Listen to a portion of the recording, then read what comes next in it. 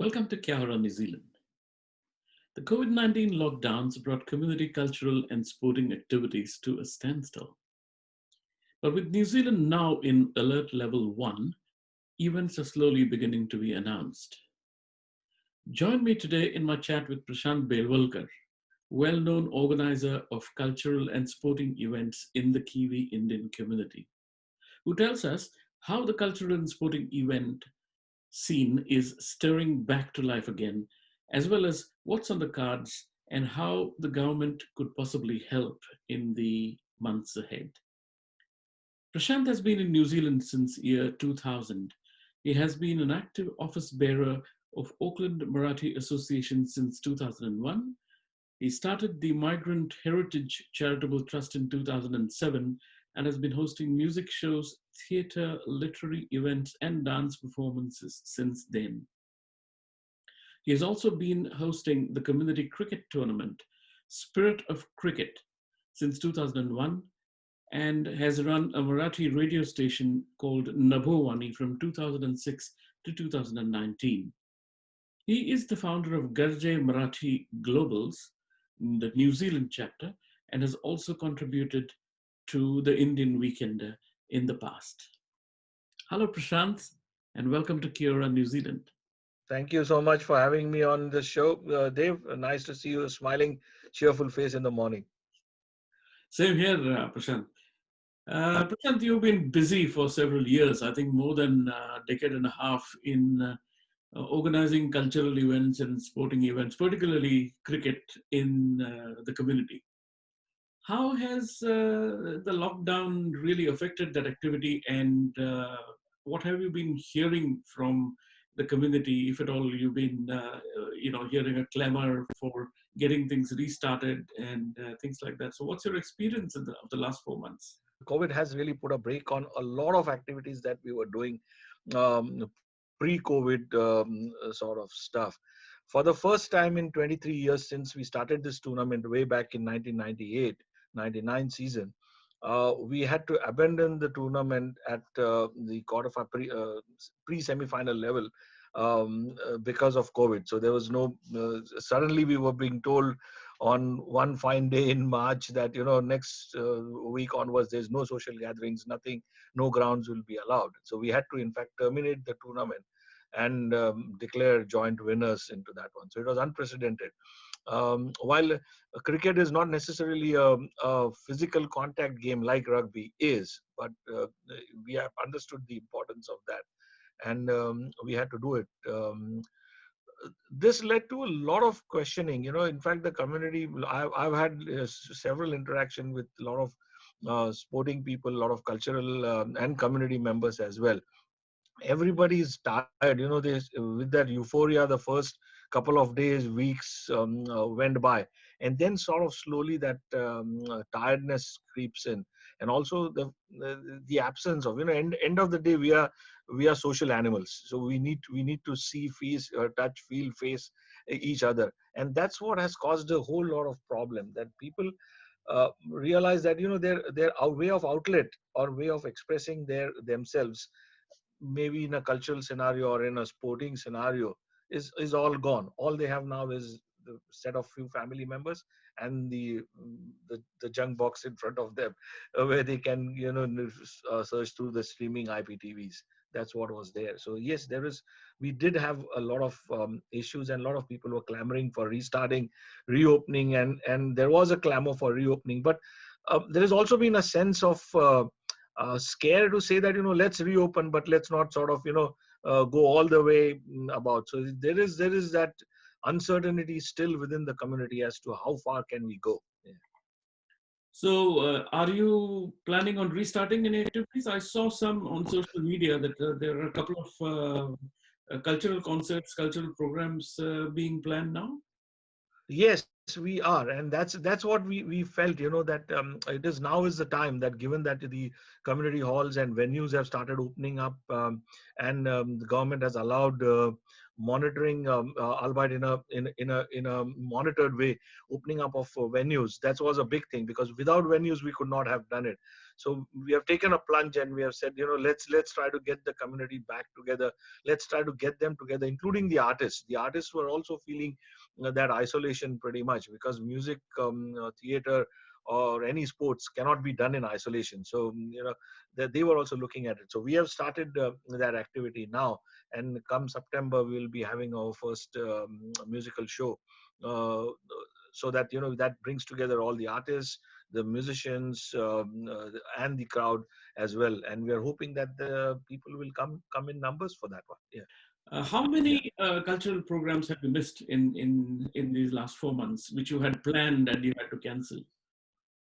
Oh, I can, just off the fingertips, the planned ones which we had to cancel, where the venues were already booked, were four of them. So we already canceled four of the events, and these were annual events which we sort of have been doing it every year, commemorating somebody's anniversary, or some remembrance to some artist. And those programs, four of them, we had to cancel, purely because there was lockdown and there's no venue that was available. So yeah, that's been the story so far. Yeah. One of the things you've been doing, Prashant, is getting artists from India, maybe twice or thrice a year, and that has been very successful. It has been a crowd puller because people like to see, although there's so much of it on YouTube, people still like to see concerts or performers perform in person. And that's not going to happen this year. It's probably not going to happen for quite some time now, with India having turned into a hotspot for COVID. How do you plan to replace that? Are you going to have greater content from here, or is there any capacity among New Zealand in the New Zealand community to rise up to the occasion and fill up the halls? A good question, Dev. I think that is a serious issue that we are going to face this year, and probably the early part of next year, if things start off sort of tapering down. I don't see that at this moment of time, especially from India. So it is going to be a huge challenge to get artists from India over here, though they have been a crowd puller now, because there's no transport at all, and that has impacted us in a way that um, some of those programs are also sort of a launching pad for other programs which feed off those kind of activities. So that is not going to happen this year. We are trying to replace that with local content, and local artists, trying to fix up into that. One of the challenge though comes up is that the amount of people who are available, or the amount of talent that is available, is limited, given that our community is very small. So you really have to understand that the young talent that needs to come up to speed still needs avenues, still needs more polishing, and that is something that will take time. You can't just sort of snap and replace it.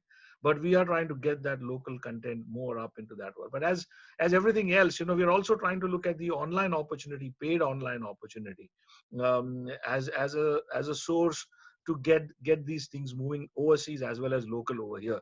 To say that, can we also look at, even including the bubble part of it, that can we look at something from Australia, if we can exchange into that one. We can look at Fiji, sort of, our artists going there, and their artists coming here, and see if there is exchange of that talent that can happen. So that's something in the offing, and we are looking at modalities to work that out. Prashant, you just mentioned you're looking at online opportunities also for artists, a paid platform where people can pay to attend those online programs. And I have seen a few promotions on social media feeds here in New Zealand about such concerts happening in other parts of the world where New Zealand people can tune in and watch. What has been the experience? What is the uptake? Are people interested? Are people paying for this sort of things?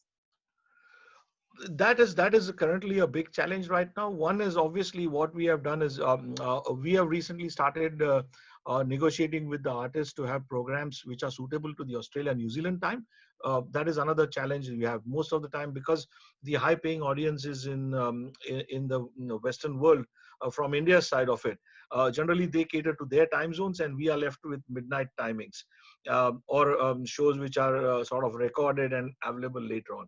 The moment it is recorded and available, people's tendency is not to look at it as a paid content there. But if there's live, then there is a bit better interest. It's sort of picking up at this moment of time. People have started looking at it because there's so much of content available. And during this lockdown period, so many artists have actually given free concerts, that there is so much material available that people sort of are saying, oh, we have got enough now to enjoy that. Why should we pay? The other challenge comes in is that because it's a single login, you can't monitor. It's not like a seat. It's not bums on seats. So you have people sitting in a on a Saturday evening they have a party get together and they want to have this show going on. So there are 20 people watching on a big screen, and you're going to get paid for one person. So those are the financial challenges that are there. How do we monitor that? How do we monetize the whole issue? That is going to be a big challenge. We are sort of stepped in there to see, and how the response so far has been, to be very honest, very lukewarm. It's not sort of raging fire, and people are willing to pay. But there is that acceptance, that this is not a free content. The free lunch is going to be over at some point of time, and people will start coming to that online medium. Correct. And one more thing is, what I believe is that if you look at the silver lining, it now opens up the opportunity for the local artists to also export their talent to other markets. So there's a way to sort of dip your feet and see how much is the acceptance of the artist, what's the maturity level, what's the popularity level beyond our shores. So it's a nice way to look at it two-way. Yeah. Yeah, getting people to pay for online content is a challenge, as every single Yes. media outlet knows. So this is no big surprise.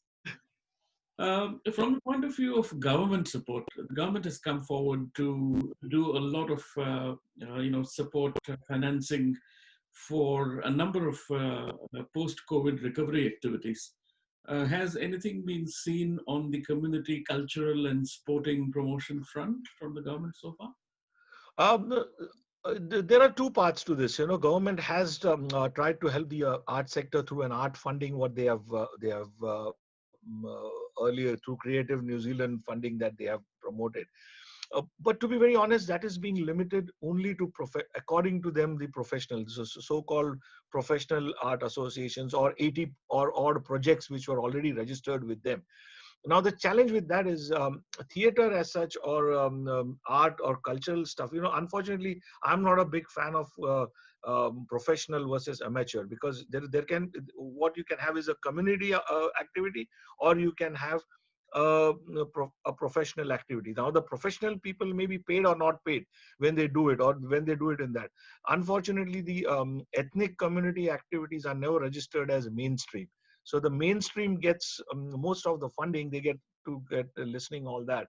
But the community groups, which also do an equally good job, and I believe the ethnic scene on music and theater is also pretty much strong, but they hardly get any recognition from the government in that terms. Government has now announced that they are looking at helping out the community in terms of venues, and in terms of what they can do, and this new funding round that's coming in. But again, the rules are going to be based on the professional part of it, and not really the ethnic or the community based over there. If you look at the online stuff, the infrastructure required, and setups required for all that stuff, if the government can really look at funding these people, to say that, okay, we hear you, we are there for you. If we can lessen the burden, and also the challenge is that they are not going to get financial recovery from ticket sale. The big challenge is obviously the sponsors, because the sponsors are in dire straits at this moment of time. So going out and asking money from sponsors is going to be the biggest challenge for these community organizations, who are sort of drip fed by the same set of people through benevolence and other stuff. That is not there. So if they are unlike a a English play or a or something at a civic theater, you can charge a $150 ticket or $400 tickets. None of the ethnic shows can demand that kind of pricing. So there's no recovery through tickets, and if it's an online, then you can forget it. You're never going to get that kind of pricing. So I think that's where the government has to really look at what is the value, where can they hit, get that soft landing for these groups. Then I think it would be a great achievement. And for next summer, your cricket plans are on schedule? Fingers crossed. As of now, yes. Still hoping that on November we will work on the MTC theory that they are working out in England versus West Indies, so and the rugby matches that are going on. So hopefully, if that happens, we can have our cricket season back next year. Yeah. Lovely chatting with you, Prashant. Thank you very much for your time. Thanks so much, Dave, for having me on the show. It's lovely.